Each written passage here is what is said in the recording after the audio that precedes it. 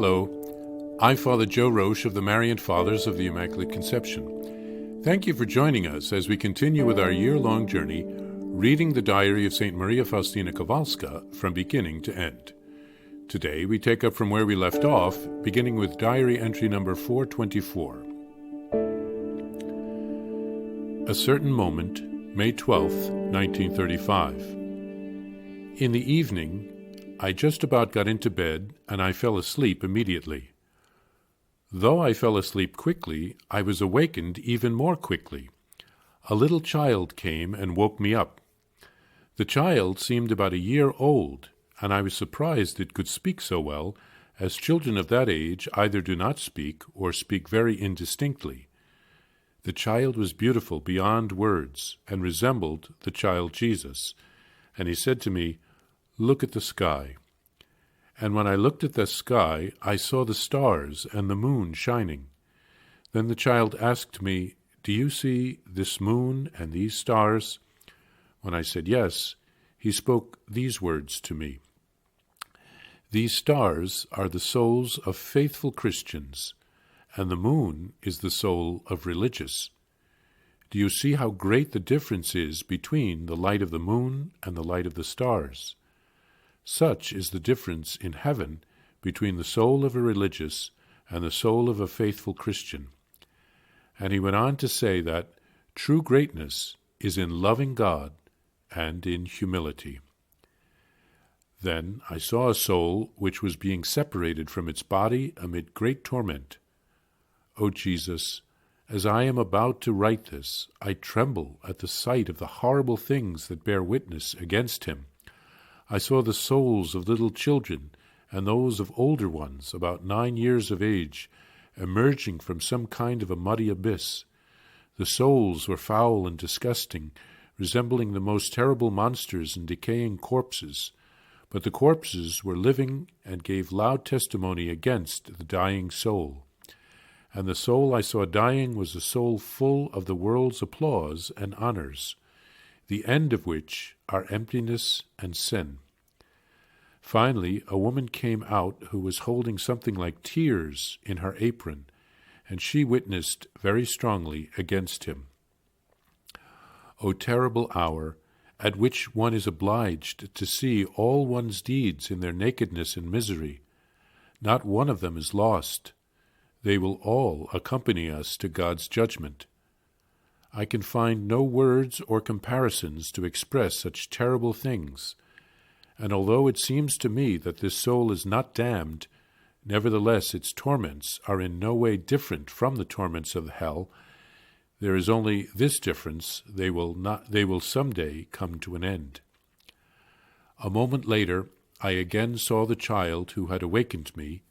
It was of wondrous beauty and repeated these words to me: "True greatness of the soul is in loving God and in humility."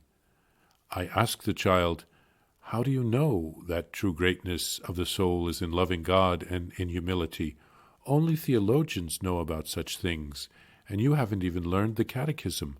So how do you know?" To this he answered, I know all things." And with that he disappeared. But I could no longer get to sleep. My mind became exhausted by thinking about the things I had seen. O human souls, how late you learn the truth! O abyss of God's mercy, pour yourself out as quickly as possible over the whole world, according to what you yourself have said. May 1935, a certain moment. When I became aware of God's great plans for me, I was frightened at their greatness and felt myself quite incapable of fulfilling them, and I began to avoid interior conversations with him, filling up the time with vocal prayer. I did this out of humility, but I soon recognized it was not true humility, but rather a great temptation from the devil. When, on one occasion, instead of interior prayer, I took up a book of spiritual reading, I heard these words spoken distinctly and forcefully within my soul: "You will prepare the world for my final coming." These words moved me deeply, and although I pretended not to hear them, I understood them very well and had no doubt about them. Once, being tired out from this battle of love with God and making constant excuses on the grounds that I was unable to carry out this task, I wanted to leave the chapel, but some force held me back, and I found myself powerless. Then I heard these words, "You intend to leave the chapel, but you shall not get away from me, for I am everywhere. You cannot do anything of yourself, but with me you can do all things."